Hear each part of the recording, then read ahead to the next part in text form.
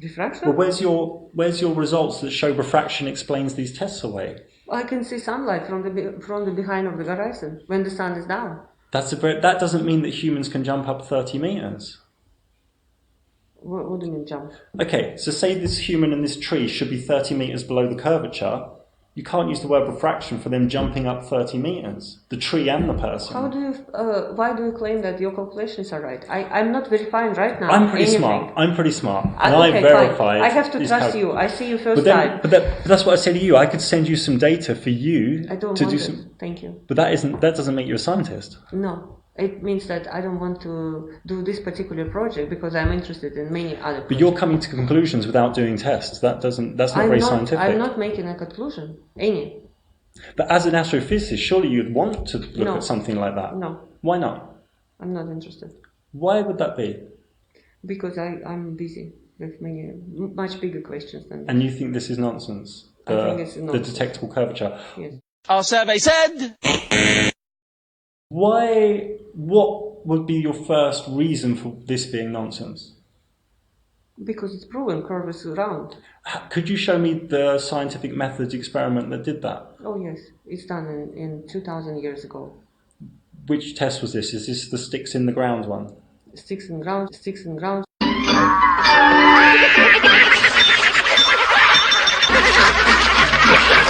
Ships on the horizon. I could show you with this camera ships, they go over the curvature. I could show you them coming back. Okay. Reappearing. So it works? Huh? So it works in your case? What I'm saying is the human eye has a vanishing point in these tests. I'm not making any claims. I'm just trying to find things out. The conversation is going completely off the rails.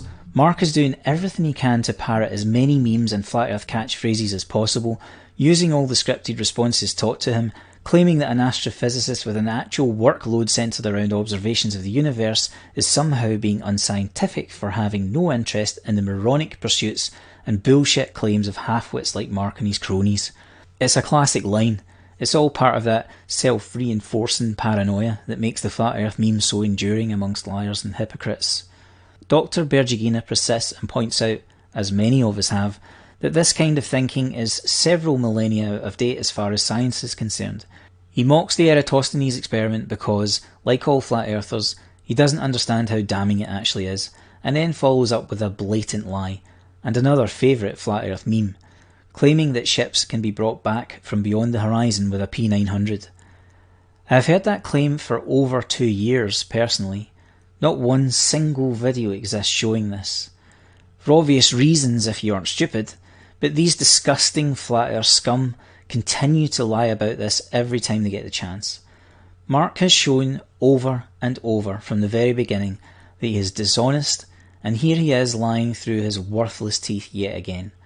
And because he is far dumber than he can imagine and such a well-trained parrot for flat earth, he follows up with the claim that he isn't making any claims, after just making a claim and having made a whole bunch of claims throughout the entire interview.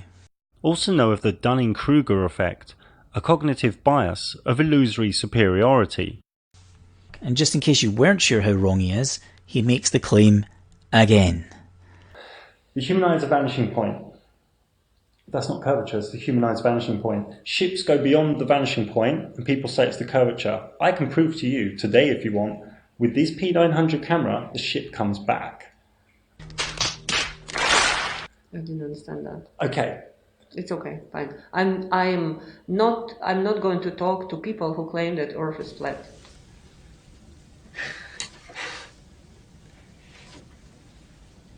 Finally, Dr Berdyugina has had enough and tells him straight she doesn't want to talk to a flat earther.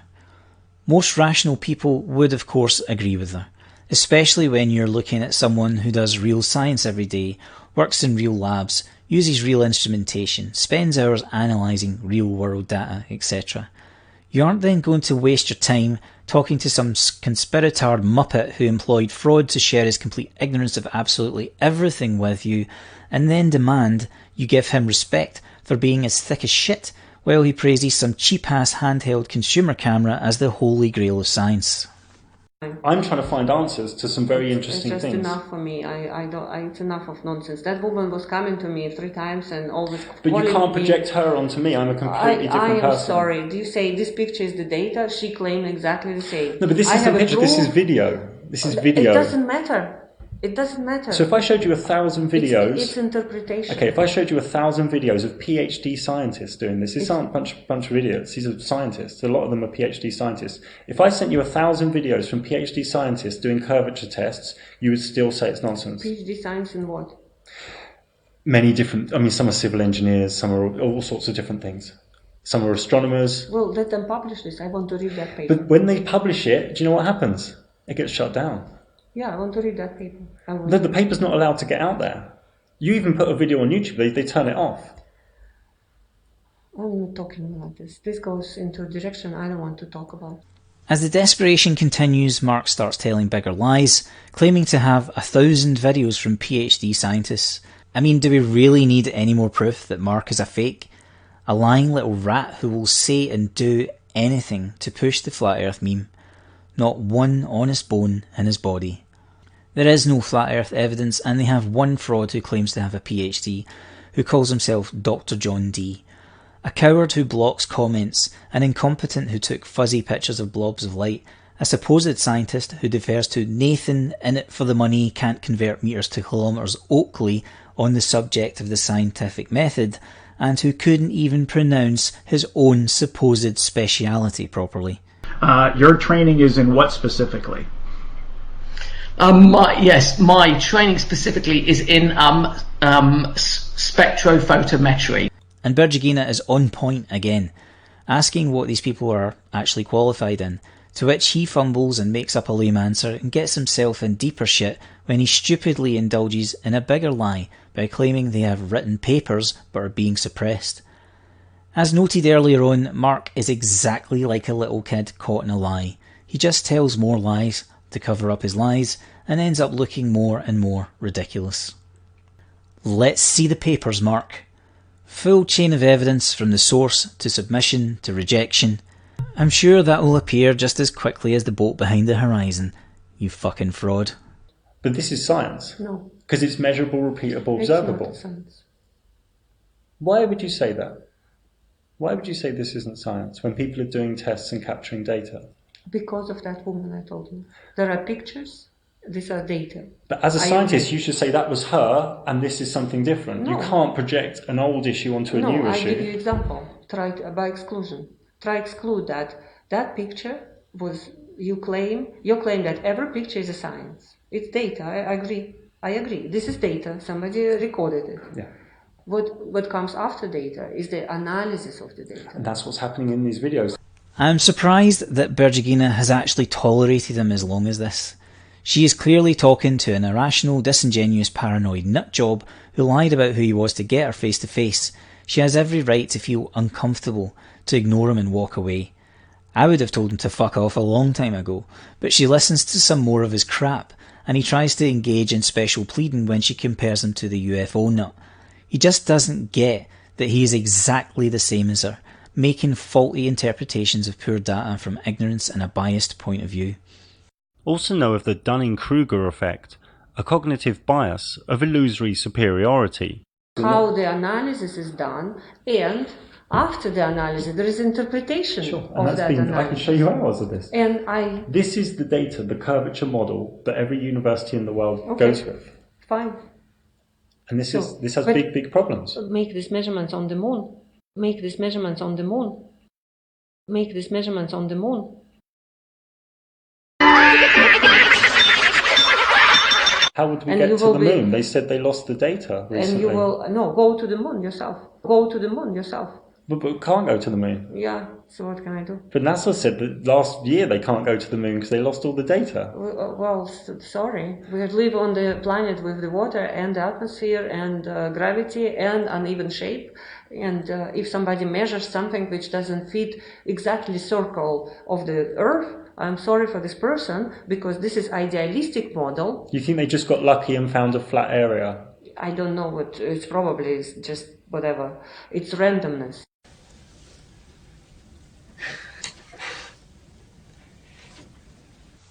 Berdyugina, no longer able to put up with his crap, makes a facetious comment which he mocks, but she has a serious point behind it.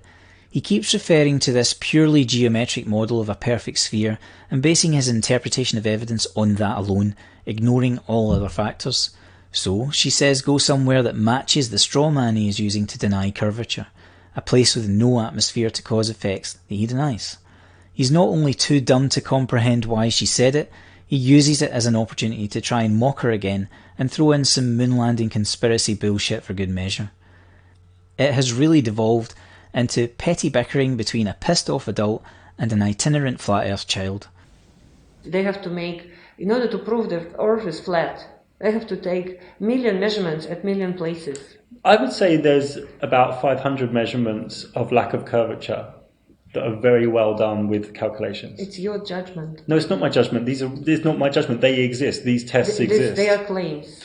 No, they're They're tests. Claims. They're actually tests. These are claims. If they are not verified, these are just claims. But you're saying they have to be verified by the scientific community? Yes.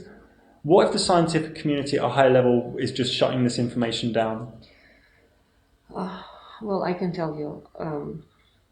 You can go and collect leaves, for instance, yeah, because it's interesting. It's biology. Yeah? You collect leaves, it's biology. You come to the biologist and you say, look, this leaf is a little different than this one. How would you explain this? And he says, well, it's just natural variations. I'm not interested in this. And you say, oh, you are a biologist and you're not interested in this interesting thing. Why this leaf is different from that? It's biology. It's science. And you're not interested. These aren't like different leaves. These are the different tests of the same thing coming with the same results. That's highly scientific. I should have asked your credentials before I talk to you. I'm sorry. And the argument repeats itself.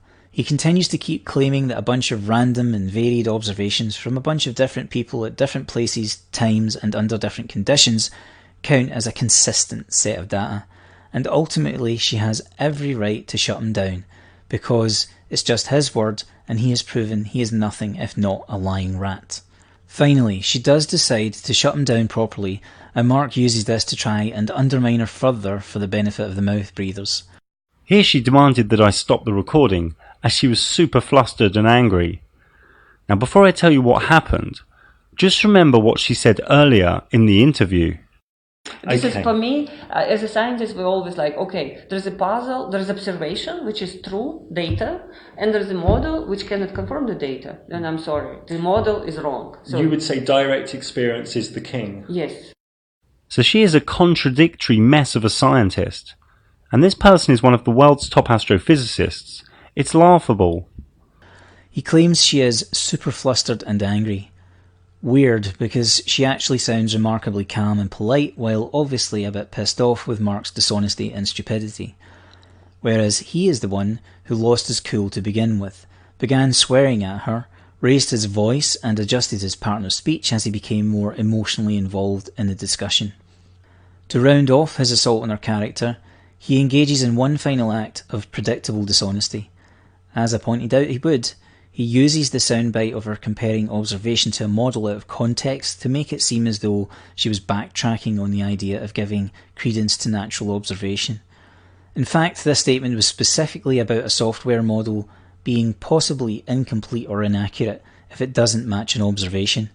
Her point was to say that the piece of software might have flaws, not that the heliocentric model has flaws, which is what Mark is trying to imply, because he is an intellectually weak troll when all is said and done. And if there wasn't already a wealth of evidence showing just how much of a useless brain-dead parrot he is up to this point, he provides us with one last example, sealing his own fate.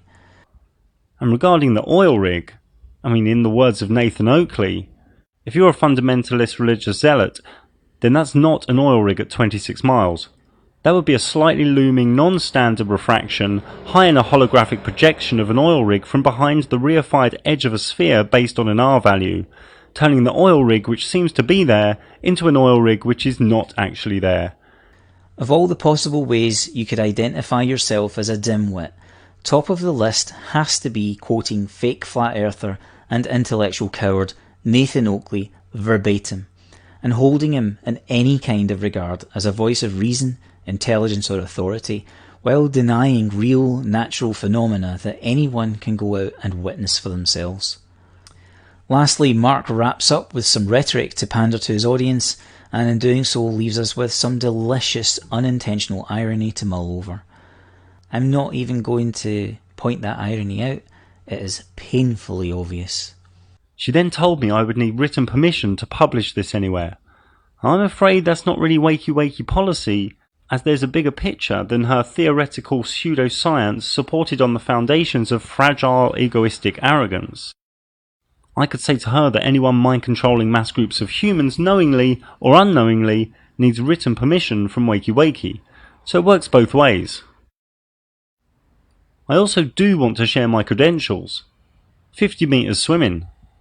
That's it, as I left school at 15 because my soul knew it was all a load of garbage. And in that interview I think I'm the one that stayed rational, and she's the one that got emotional and flustered and defensive. So, let's review. Mark is a functioning liar, freely engaging in fraud in order to obtain an interview for which he was clearly ill-prepared. He showed that he is nothing more than a fully indoctrinated puppet of the Flat Earth meme cult, unable to think for himself, while he literally parrots meme after meme like some kind of new convert of Eric Dubé's for over an hour. His delivery often came in the form of very poorly constructed questions, filled with telling hints of his lack of education in any of the sciences at even a primary school level. The information he tried to present was false, much of it straight up lies, some of it just plain ignorance. Like a spoiled brat, he becomes emotional when he is doubted and no longer being taken seriously, diving deeper into his rabbit hole of conspiracy theory for protection from the harsh reality of minor criticism. His own background is rooted completely in pseudoscience. After admittedly being a school dropout, he had to pretend that the material he was delivering came from kids to avoid deeper scrutiny of its inherent stupidity. He indulges in childish mockery that would make a teenager cringe, presents literally nothing but memes and some shoddy camera work and calls it science, and holds other liars and frauds like Nathan Oakley and Dr John Dee in high regard, yet his narcissism prevails and he continues to convince himself he is better educated, better informed, and intellectually superior to a serious scientist. He is literally the poster boy for Dunning-Kruger. Dr Berdyugina, by contrast, is serious, humble, and forthright. She demonstrates knowledge of each of the points raised and attempts to answer each question, despite at times having to work around Mark's poor language skills and emotional attachment to the material. She was extremely accommodating, even long after she realised the kind of idiot she was dealing with. She continues to answer him seriously before finally getting to the point where she decides enough is enough, and she calmly and politely states she no longer wishes to take part. She conducted herself honestly and like an adult throughout, while Mark became increasingly irrational and could not have been any more dishonest. As much as Flat Earthers want this to be a competition, it really isn't, but if it were, it is clear who triumphed here, and it certainly wasn't the meme parrot with the chip on his shoulder who is proud to be ignorant. One last thing. If for any reason you have a single shred of doubt in your mind that Mark is all about the memes and nothing else, I urge you to take a look at this final clip of him advertising his merch to his gullible followers.